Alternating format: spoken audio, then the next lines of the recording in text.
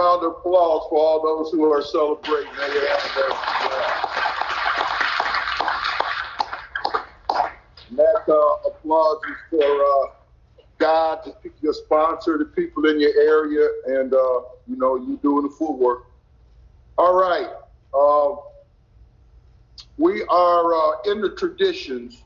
And, you know, and I talked last week. We ended last week with the story of Irma Laboni, which is one of the worst stories you'll ever hear in here, about how somebody was literally thrown out of AA, and she died drunk on Skid Row in Los Angeles in 1941. What was her name, Ida? So, you know, we talked last week about, okay, like the traditions are to the groups what the steps are to the individual.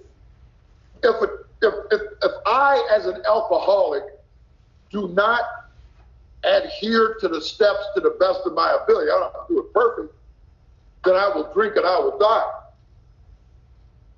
Or I will lose my mind. But recovery will not be healthy, shall we say. And it is the same with a group. A group that fails to adhere to the traditions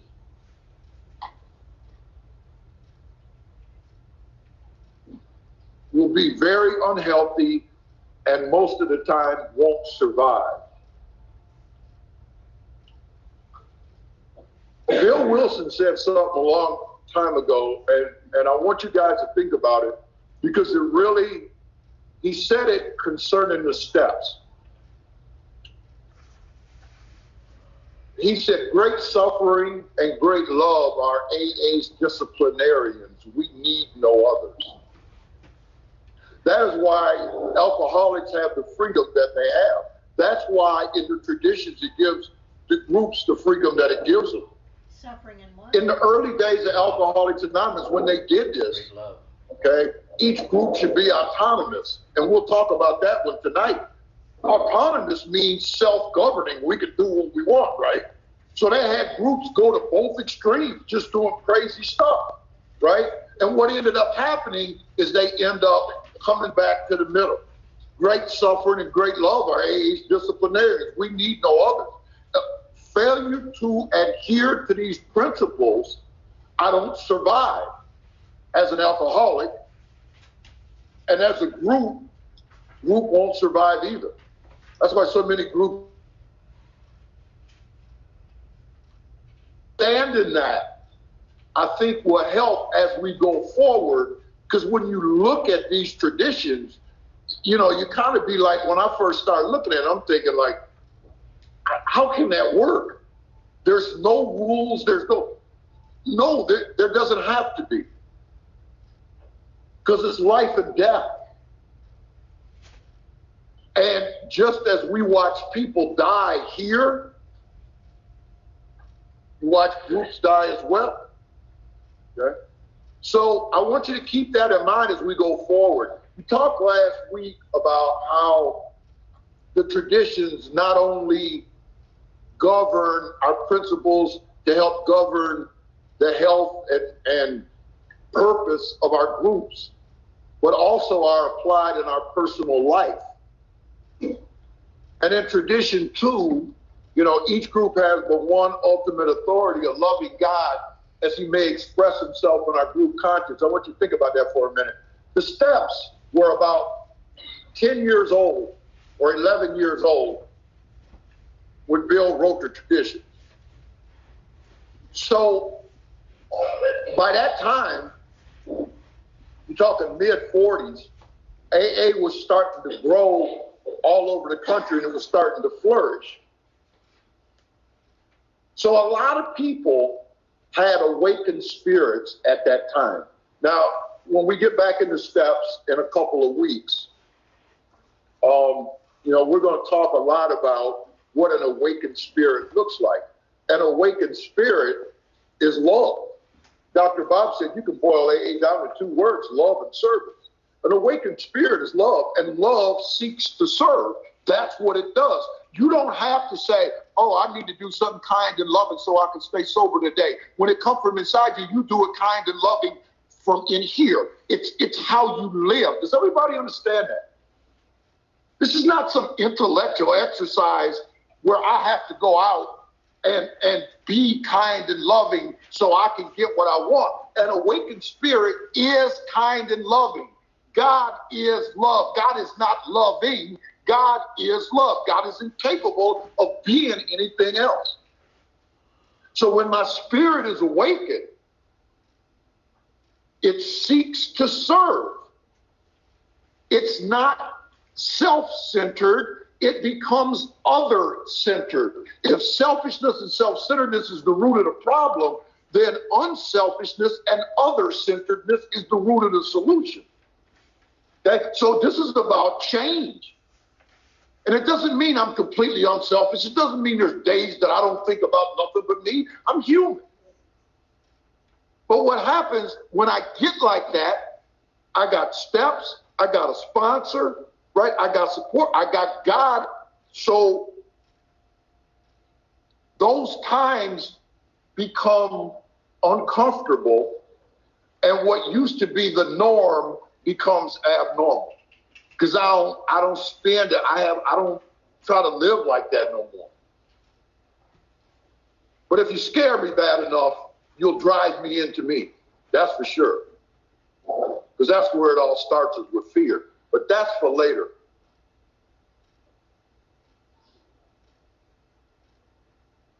So as we have these awakened spirits, when Bill writes these traditions, and this is what I was trying to explain last week, we bring in something to the party. We bring in an awakened spirit to the party. When it talks about a loving God as he may express himself in our group conscious, they had a loving God in their lives, didn't they? Okay? So when they came together, even though they did a lot of crazy stuff, what always brought them back was the spiritual foundation that they had. And isn't that what brings me back every day? When I go this way or go crazy, which I certainly do. What brings me back? The God consciousness within that I've been practicing one day at a time for a lot of years. So that's what ends up happening, right? We bring that spirit into our groups. So a loving God, as he may express himself in our group conscious, we talked about that last week, we get that. Well, what about in the rest of your life? Is a loving God expressing himself in your family? No ultimate authority. Each group has the one ultimate authority. A loving God, as he may express himself in our group conscious. Is my spirit awake? Is God the head of the home? Do you see how tradition 2 transfer into your life? How about at work? Are you praying about what goes on at work? Are you trying to practice these principles with people there as you work on projects, as you do things? This isn't just for AA. One of the things, the big hurdles or humps that I had to overcome when I came in here was not to compartmentalize these principles for AA only. Just be a good group member and a good member of AA, and then walk out the door and be Jack the Ripper, right? So there's a transition into our lives. There's a lot of people who come in here and run their mouths and talk about what's in the and all of this stuff and go outside. We all know it. And I'm not condemning that. Everybody got to be where they at. I'm not judging or taking nobody's inventory. But that's not how I want to live my life. But I did that for a long time. That's my story. I came in here and learned what to do, but I left it in here. If you came to work with me, you didn't see AA Kent, right? You came to the house, you didn't see it, right? So there has to be a transition, not compartmentalizing this just for in here, because I'm here to tell you from personal experience, if you do that, it will not work. You'll have the same chaos out there that you had before, only now you'll know more about why you shouldn't be doing it. That's all. That's the only thing you got now, right? Now you got this thing. People, I love it when people come in here and say, now I've got a conscience. Every human being has a conscience. You can't be without a conscience. You've always had a conscience. Some of us, however, choose to ignore it. There's a difference between ignoring it and not having one. Okay? Not a conscience. You just ignored it. Okay? So there's a transition that takes place, and it's very cool, because when you start doing that, your life will start changing, and so will things around you. But mainly, it's what's in you. And if what's in you comes out, and that's how you change what's around you. You have no control over what's around you. But I'll tell you, when you bring principled actions into your life, it will have a tremendous effect. If you bring negative, right, actions into the home and into the workplace, will it have an effect on the workplace? Absolutely. If you bring spiritual principles into the home and into the workplace, right, and the other areas of your life, it will have a great effect. And so I want you to keep that in mind as we look at the traditions and how we bring things into our lives and the effect that it will have on your life. Somebody is not muted. Please mute. It looks like it is. Hang on. Can't read it. It's good. All right. Wait a minute. We just aren't going to have his full face. Somebody is not muted. Please make sure you are muted. All right. So, looks like everybody is known. So, tradition 3, where we ended last week with Irma Lavone. Now, tradition 3, only one requirement for AA membership, right? A desire to stop drinking. The only requirement for AA membership is a desire to stop drinking. Obviously, we have that requirement to preserve our unity, right? And I'm going to talk more about that tonight. We have that to preserve our unity. There's a lot of people who think that tradition 3 has something to do with drugs. Tradition 3 has nothing to do with drugs. Zero. Tradition 3 has nothing to do with excluding anyone. The purpose of tradition 3 is to say, if you got a desire to stop drinking, you're in. You're welcome here. You're in. You can be a member anytime you say. That's to be inclusive. It's not meant to be exclusive. And it was, when it was written, it had nothing to do with drug addicts. Zero. I told you the story of Irma Lavone last week. It is inclusion. Inclusion is what tradition 3 is about. It's not about excluding drug addicts. We really don't care if you did drugs. You got a desire to stop drinking, you're a member. So would you say, oh, I could care less what you did. I'm not interested, to be quite honest with you. You got a desire to stop drinking, Bill Wilson said, you know, we got an answer for you. Quite as important was the discovery that spiritual principles would solve all my problems. Why you think so many people have adopted the 12 steps? Got a problem with food? What does Overeaters Anonymous use? The 12 steps. Got a problem with gambling? What does Gamblers Anonymous use? The 12 steps. Got a problem with narcotics? What does Narcotics Anonymous use? The 12 steps. And you can go to any of those places with your problem, whatever that problem is, and you will get identification. You will get identification. I told you I spoke at a Gamblers Anonymous meeting on the principles of the steps, not gambling, because I don't have a problem with gambling. I had no identification in that meeting whatsoever. None. I heard people say stuff that they did, and I just sat there and shook my head and thought, how could you do that? Just like people come in here and listen to what we do and go, how could you do that? Right? But there's no identification. I would not last trying to treat my alcoholism in Gamblers Anonymous, I got no identification. And pretty soon I'm going to say I ain't like these people because I don't have that problem. And off I'm going to go. Does everybody follow me?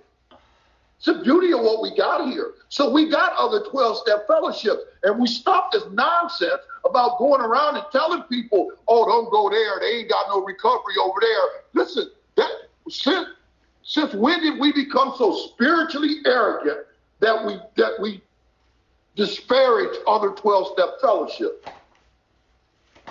When did we become judge of other 12-step fellowships? Because you will hear that crap. When somebody comes to me and they tell me I don't have a problem with alcohol, I don't qualify to be a member of AA, even though I can go to AA open meetings, I need to go where I can identify. Dude, I got you. I got NA all over the country. All over. I know NA people all over the country, from New York to California. Yes, I do. Cocaine Anonymous, right? And Cocaine Anonymous is cocaine and all other mind-altering substances. So that's the real big folk they got over there, right? But if that's the fellowship you crave, got you. Got you. We need to stop sitting in here trying to force people and make people believe they belong somewhere they don't, because we're killing them. We're killing them. And I learned that by going and doing that thing for the Gamblers Anonymous meeting here. It was here in Sandusky, actually. And I sat there, and it was an open meeting, so they let me stay for the whole thing. And I had no identification, and I learned that night the importance of identification. Yes, the steps are the same, but when I'm new, I don't know nothing about the steps. I didn't know nothing about the steps when I came to AA. All I knew was whatever you got, whatever bit you bit me. That's all I knew. And that's what kept me coming. That's what attracted me here. And eventually, when I fully conceded to my innermost self that I was alcoholic, when I had been here long enough to learn what that meant, from that day to this, I've never, ever questioned why I'm here. I've never.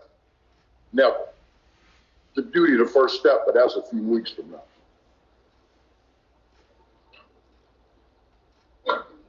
So what is tradition 3? When I walk outside of here, what does tradition 3 give me? Tell you what tradition 3 helps me to learn to start doing. And that's to start loving people no matter who they are, no matter where they are, no matter what they've done, no matter what they haven't done. It takes me away from that position of judgment to a position of empathy. And here it's, you alcoholic, welcome. Don't care where you've been, don't care what you've done, don't care how low you've sank, don't care if you was just on the front page of the USA Today acting a fool. It don't matter. What you welcome here. Crazy. Step 3, I said it earlier, tradition 3 is about inclusion. It's about inclusion. Do I have inclusion in my life? Let me ask you this. When you walk outside the store and there's somebody out there, they may be panhandling. Their clothes may be old, they may be torn, they may be dirty. Do you immediately start forming judgments about whether or not you want to help them? Hell, do you do that in here? Do you do that in here? Don't look like you, don't act like you? Seem different? Is there a greater lesson to learn than what we get out of tradition 3? Killed Irma Lavoni, didn't it? They shunned Irma Lavoni and they killed her.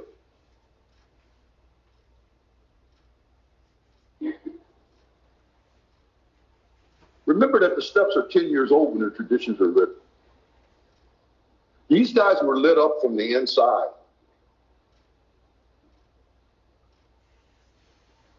And that's what they brought to this tradition. It don't matter who you are. It don't matter what you've done. You are welcome here. You ain't welcome in your mama's house. You ain't welcome in your daddy's house. If you a guy like me who has burned every bridge he ever crossed, I was welcomed here.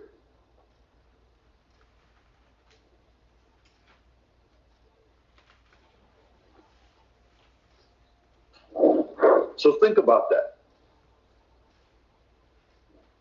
Think about that. Because now we're really looking at some real life stuff now.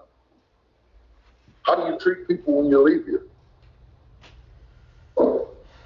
Based on how they look? Based on what they've done or haven't done? Oh, I can't associate with that. That's what killed Irma Lavon.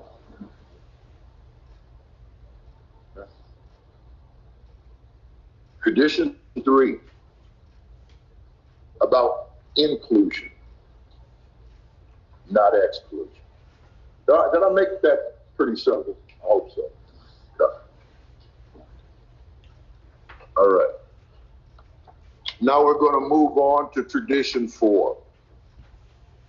I'll get back to my long version and short version real quick here. Here we go. Oh, we don't. All right, tradition 4, short form. Each group should be autonomous except in matters affecting other groups or AA as a whole. Tradition 4 in the long form. With respect to its own affairs, each AA group should be responsible to no other authority than its own conscience. But when its plans concern the welfare of neighboring groups also, those groups ought to be consulted, and no group, regional committee, or individual should ever take any action that might greatly affect AA as a whole without conferring with the trustees of the General Service Board. On such issues, our common welfare is paramount. So our common welfare, remember in tradition 1, our common welfare should come first. Personal recovery depends upon AA unity. So in tradition 4, each group is autonomous. So what do you want your group to look like? Speaker meeting? Discussion meeting? But you want to read? Read out of a big book? Read out of Bill Sees It? Read out of the Daily Reflection? I would suggest you stick with AA literature. After all, this is Alcoholics Anonymous. I know it's not both these days. That's up to you. Does your group want to have a big old anniversary? Sit down dinner? Does your group want to serve popcorn at the anniversary? It's up to you. It's up to you, okay? So each group is autonomous. But I want you to remember this. Remember what we talked about earlier. Great suffering and great love are AA's disciplinarians. We need no others. If the group fails to adhere to the traditions as the individual will fail to adhere to the steps, we're not gonna make it. Certain death to the alcoholic, certain death to the group, right? So autonomy, right? What do we got in play here? We got the disciplinarians of great suffering and great love, and from tradition 2, right? We a loving God as he may express himself in our group conscience. So when you think about all that, all those things are in play. The tradition 4 isn't as dangerous as it sounds. Like y'all can just do whatever you want to do, right? Because there's a lot of other things in play, right? And the first 3 traditions, just like out of steps, right? Give you what you need for the next step. It's the same with the tradition. So we've got unity, paramount, our common welfare, right? We got a loving God that may express himself in our group conscience, right? And we've identified our membership, our all-inclusive membership. Desire to stop drinking, you're in here. So when we get to Tradition 4 is not as chaotic or,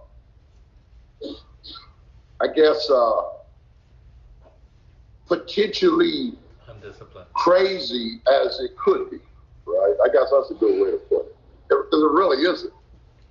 So our group is autonomous, except in matters affecting other groups or AA as a whole. So let's talk about that for a minute.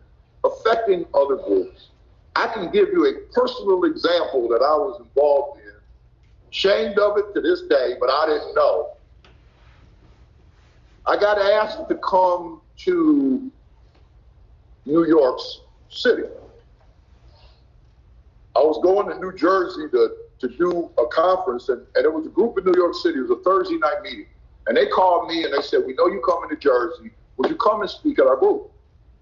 And so, like I had to leave a day early. So what I told them was, you got to call these people from the conference and you got to give them some money on the plane ticket. You can't, you can't do stuff like that. So they agreed to do that, right? So I flew into New York on a Thursday afternoon. And it's down in Brooklyn. I'm down walking around. And the time came for the meeting. So I walked to this meeting. And the meeting was in a church. Now, the meeting I was going to speak at was upstairs in the church. And then I seen a sign that said AA pointing down in the same church. That looked a little strange to me, but I didn't think that much about it. I mean, after all, it's New York, where Bill Wilson's from. I know we ain't just trampling all over the traditions here. Well, that's exactly what was going on. This is what happened. And trust me, how did I find this out until days later? The group that was upstairs started a meeting at the same time in the same building as the second oldest group in New York City. That was like the third oldest AA group in the world that was in that basement. And what this group upstairs did is they started a speaker meeting, same building, same night, same time, and they started flying speakers in. And so what happened is the basement empty. People came upstairs. Now, did they affect another group? Yeah, they affected another group. They almost killed it.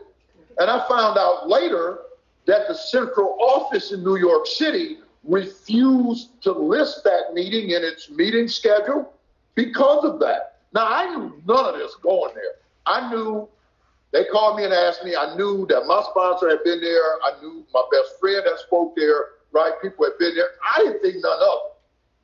But that's a perfect example of a group doing something and adversely affecting another group with no consultation whatsoever.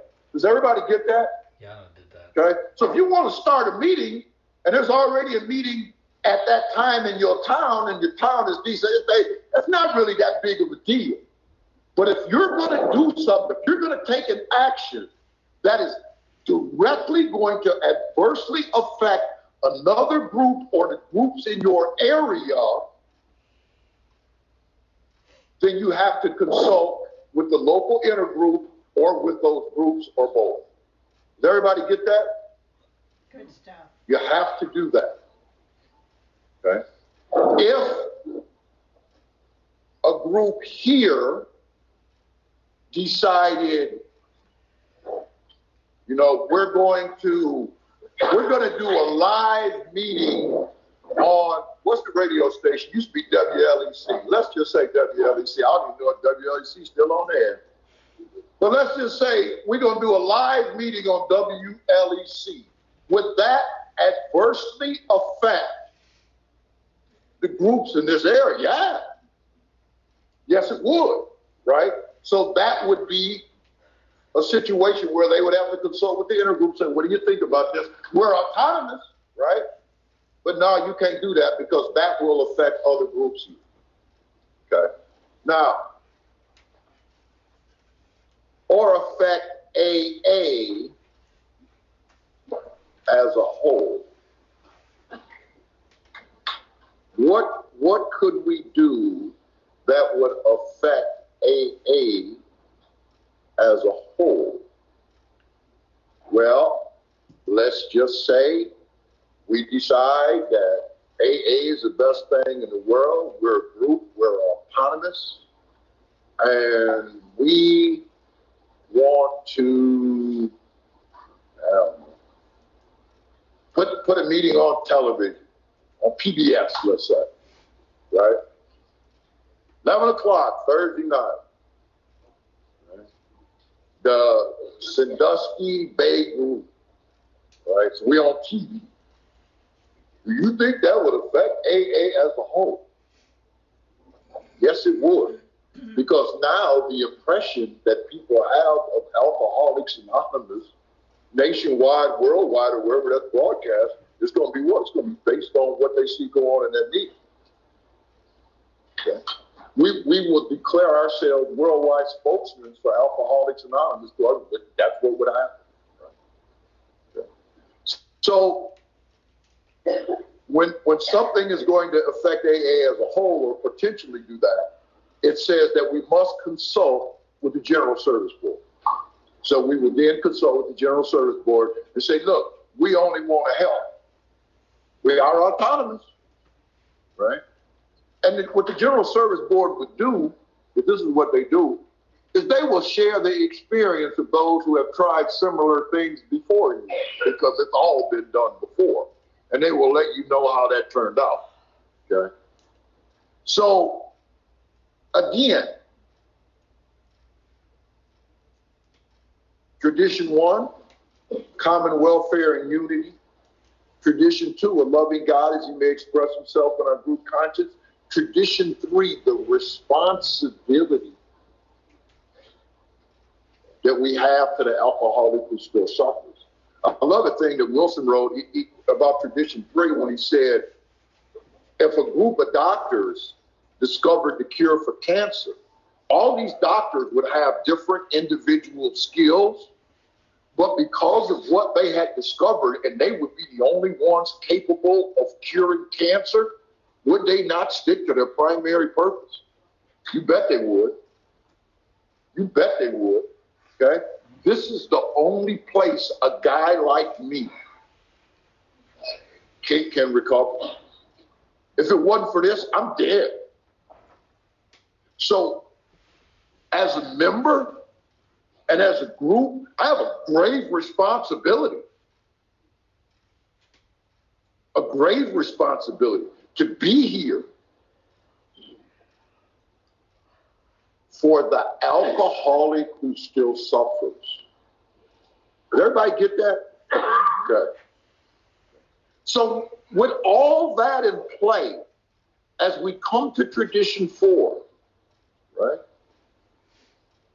We got a lot, I think, today, and a lot of experience that they didn't have. Really, all the experience that we've ever needed, they had back in the 40s. That's when they did all the crazy stuff that didn't work. And then they left it all here for us and said, look, that's why we put this in here. Don't do this, right? So my first sponsor used to say, a smart man learns from his own mistakes, a wise man learns from the mistakes of both. One of the most profound things I ever heard. Smart man learns from his own mistakes. A wise man learns from the mistakes of others. If you go up the street and fall in the hole, I ain't got to follow you. I can go around. Okay? So tradition 4. Right? So if you think about tradition 4, right? If I'm going to do something to affect another group, I got to consult with them, right? If I'm going to do something that affects AA as a whole, right? Got to consult with them.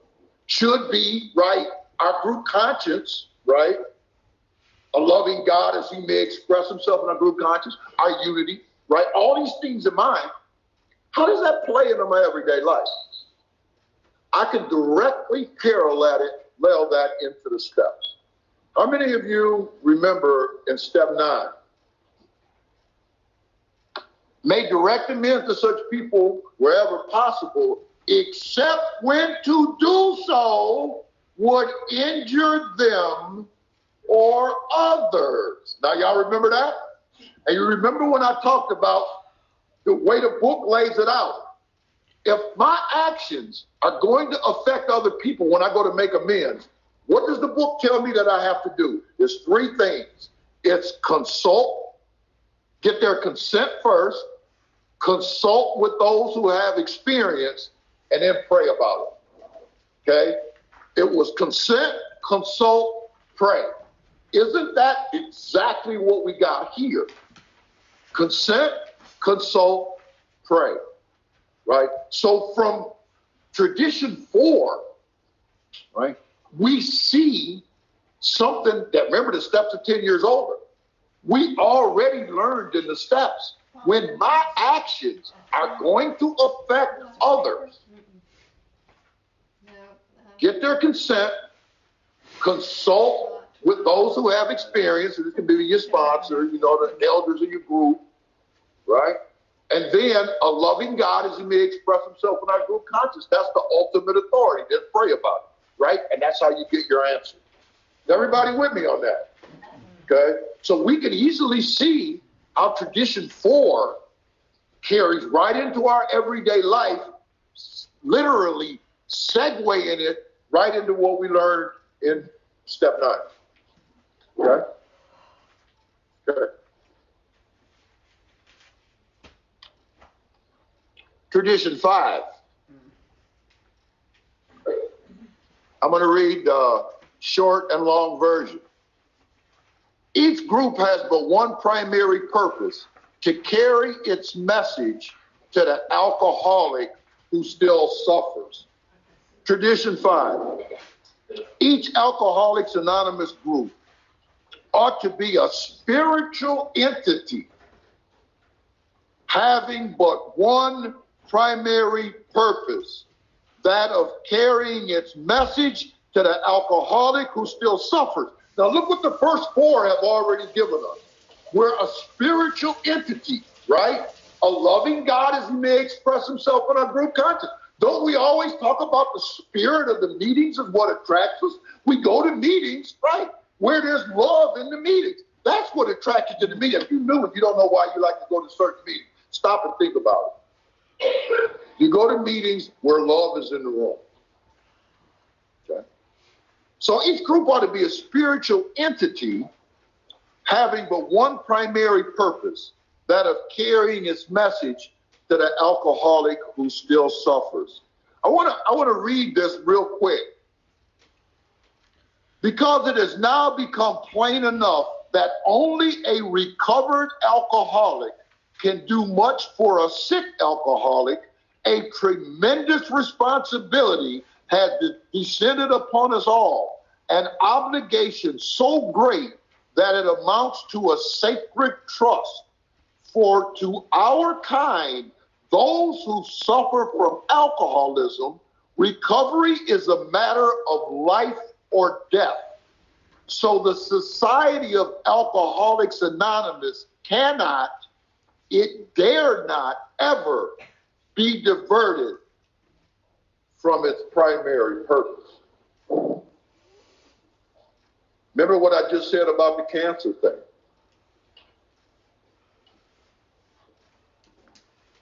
So they found a cure for cancer. Do you think they should start working on the chicken pox too? Why don't they let the people who got experience with the chicken pox take care of the chicken pox?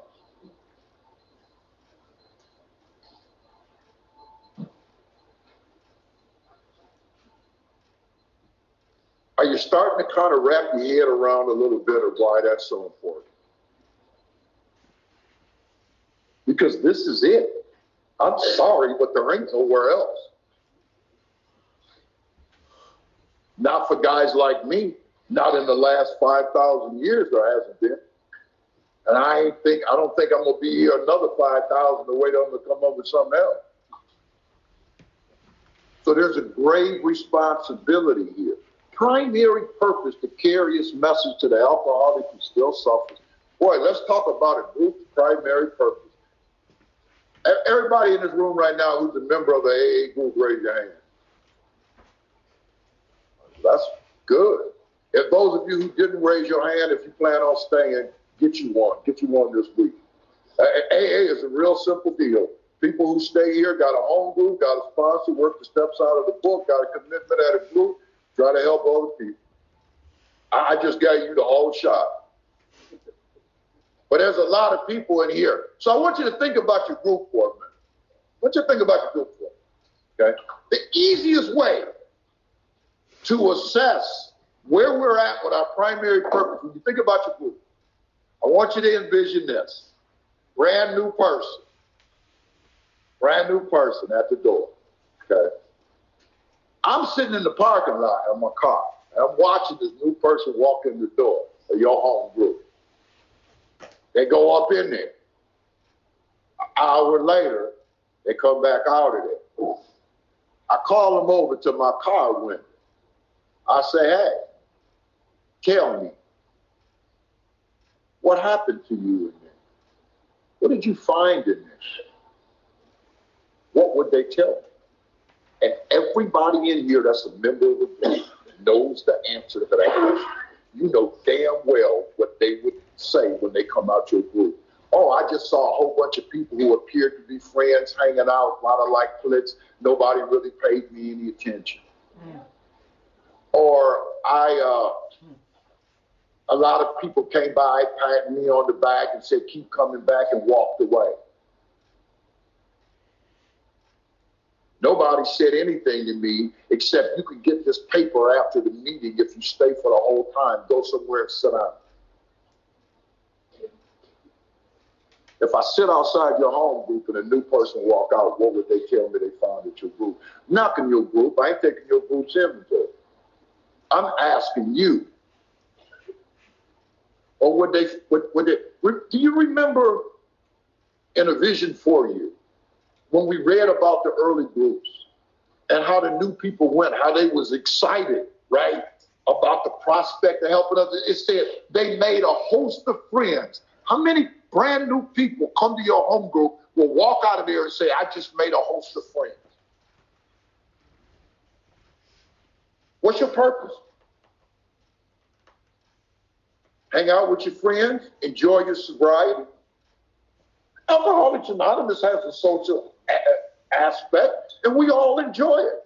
But what we're talking about here, primary purpose, that means number one, utmost. What is your primary purpose? Why are you here? To do your AA duty and get out of here? Are you a member of a meeting or a group?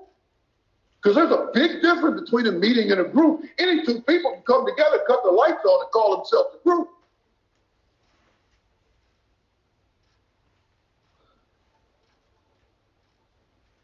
But there's a big difference between a group and a meeting.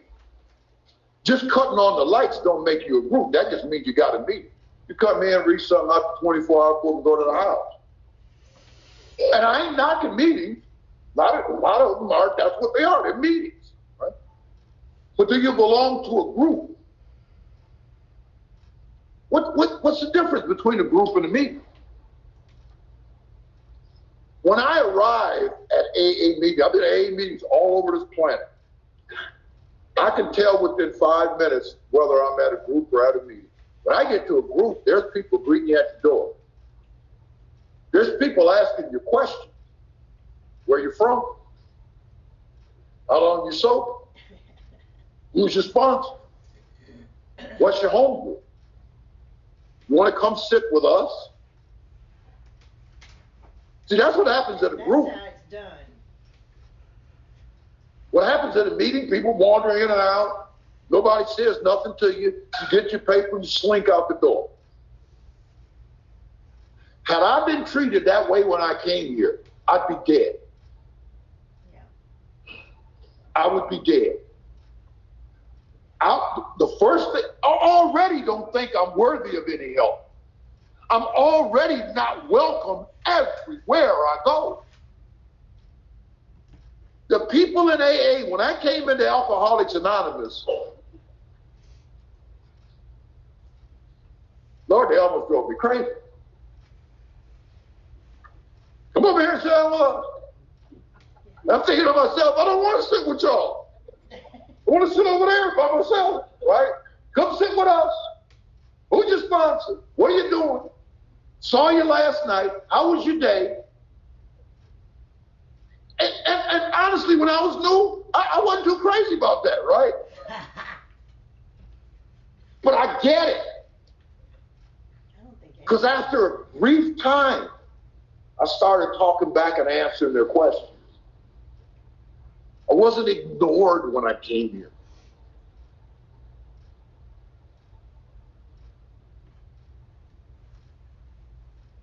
The group has a purpose. And that's to carry the message to the alcoholic who still suffers. Everything else is secondary. Sitting around talking to my buddies, my sponsorship line, all this stuff. I don't care nothing about it. The new man walk in the door. Finley used to say that, like a shark in the water, that's fresh blood, go get him. Go get him. Tear him up. If he don't want it, he don't want it. But if he don't get it, it won't be because it wasn't offered. Does everybody get that? Amen. God forgive me. After all Alcoholics Anonymous and God has done in my life, that I have to stand before my Creator and explain to Him why I refuse to share the gift that He gave me. I'm talking to my buddies about the ball game. Hey, dude, keep coming back. A group takes inventory. How many people in here, your home group does a formal inventory? Not one. Do you as an alcoholic do inventory? I certainly hope so. If you plan on staying around here any amount of time. So why wouldn't the group do inventory? How do I know what my group purpose is? How do I know how healthy you are? Where are we at? What are we doing? I've been members of groups, and it wasn't done intentionally. We just start getting lax. Things are going good, people showing up, ha ha, he, we had a good time, good, let's go to the house. Where are we at with our primary purpose? First off, what is your primary purpose? And secondly, what are you doing to achieve that? Okay, we put greeters at the door, first thing. Second thing, we giving new people, we give them a meeting schedule. We sitting down and talking to them after the meeting. We're getting their phone number. You better get theirs, but you can give yours, they ain't calling. We all know that, don't we? Right?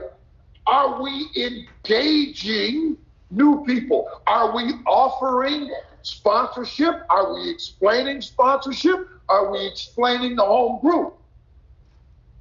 What is our group doing outside the meeting room? AA groups don't just last for an hour a week. They have commitments. Are you going into the gym? Are you going into the detox? What are you doing collectively as a group? That's the difference between everybody getting the difference between a group and a meeting. And again, I'm not taking no group inventory and I ain't knocking meetings. You are where you are.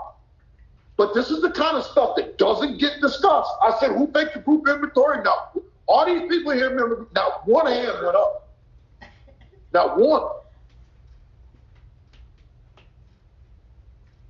And honestly, this is the fun stuff. This is the fun stuff. Take your group inventory. See where you're at. Good idea. See where you're at. See where you're really at. How effective are we really helping them? What are we doing? What are we doing? No coincidences. Because we ain't got but one primary purpose. And that primary purpose is what walks through that door. That's it, that's all. Everything else is secondary.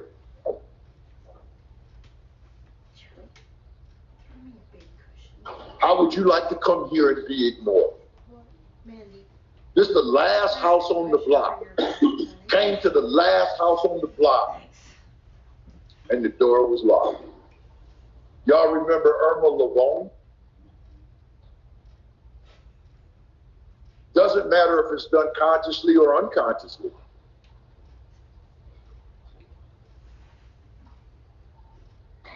That's some food for thought. I was taught that first thing. You got it too. We all got it. This is, I've been reading to you from Bill Wilson's editorial in the AA Grapevine, April of 1948. I want to read this to you. Of this subtle vintage, we may never drink too deeply. May we never forget that we live by the grace of God on borrowed time. Amen.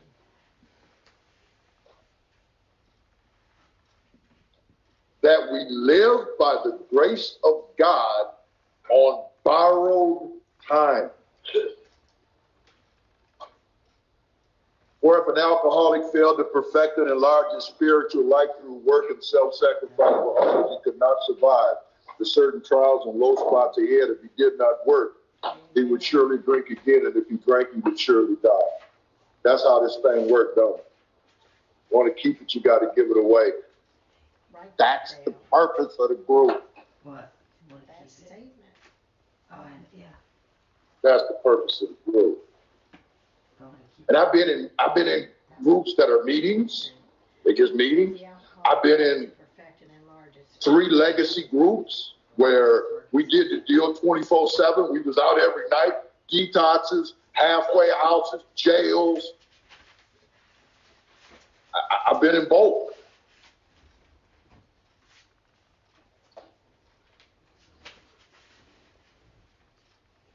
It is exciting. If you're sitting there right there now and thinking, oh my God, we ain't nothing but a meeting. We ain't really doing that much, right? You know, we get to do whatever. If that's what you're sitting there thinking right now, this should be exciting to you. Just think how much cool stuff is ahead for you that you can do. It is absolutely unbelievable what we can do. Absolutely unbelievable. So this is some food for thought for you to take back to your groups.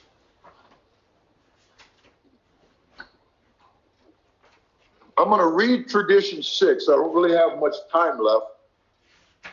An AA group ought never endorse, finance, or lend the AA name to any related facility or outside enterprise, lest problems of money, property, and prestige divert us from our primary purpose. That's a short form. Long form. Problems of money, property, and authority may easily divert us from our primary spiritual aim. What is our primary spiritual aim? What? To carry the message to the alcoholic who's still suffering. We just spent 45 minutes on it, right? So that's our primary spiritual aim. Now what it's saying here is problems of money, property, and authority may easily divert us from that primary spiritual aim. We think, therefore, that any considerable property of genuine use to AA should be separately incorporated and managed, thus dividing the material from the spiritual. An AA group, as such, should never go into business. Secondary aids to AA, such as clubs or hospitals, which require much property or administration, ought to be incorporated and so set apart that, if necessary, they can be freely discarded by the groups. Hence, such facilities ought not to use the AA name. Their management should be the sole responsibility of those people who financially support them. For clubs, AA managers are usually preferred, but hospitals, as well as other places of recuperation, ought to be well outside AA and medically supervised.